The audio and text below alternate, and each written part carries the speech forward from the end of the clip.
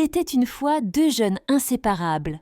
Depuis l'enfance, Ibrahim et Malik faisaient tout ensemble. Aller à l'école, jouer au foot dans la poussière du quartier, partager même la nourriture quand il n'y avait presque rien à manger. Tout le monde les appelait les jumeaux du quartier, tellement leur amitié semblait solide. En grandissant, Ibrahim décida de se battre pour un meilleur avenir. Pendant que Malik passait ses journées à traîner, Ibrahim multipliait les petits boulots. Vendre de l'eau glacée, livrer du pain, porter des charges au marché. Petit à petit, il économisait chaque pièce. Avec le temps, son travail finit par payer. Il ouvrit une petite boutique, puis une deuxième. Le succès arrivait doucement, mais sûrement. Et fidèle à son amitié, il appela Malik. « Frère, viens travailler avec moi. Je sais que tu cherches une chance, et je veux que tu réussisses avec moi. » Au début, tout se passait bien. Malik apprenait vite et gagnait de l'argent.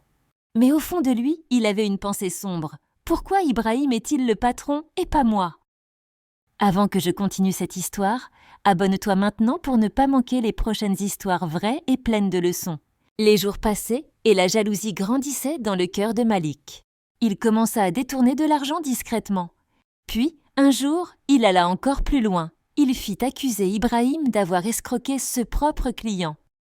Les rumeurs se répandirent vite. Ibrahim n'est pas honnête. Il profite des gens. En quelques semaines, la réputation d'Ibrahim tomba. Les clients s'en allèrent, les boutiques fermèrent. Il perdit tout. Et le plus cruel, c'est Malik lui-même qui prit sa place, comme si tout lui revenait de droit. Ibrahim, humilié, retourna au point de départ. Mais il n'abandonna jamais. Il recommença à zéro, seul, plus déterminé que jamais. Et plusieurs années plus tard, il réussit à rebâtir un commerce encore plus grand que le premier.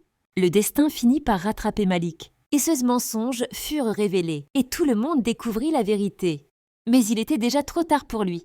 Il avait perdu l'amitié la plus précieuse qu'il avait jamais eue. Morale, ton pire ennemi peut parfois porter le visage de ton meilleur ami. Alors aide, mais reste vigilant, car tout le monde n'est pas prêt à supporter ton succès.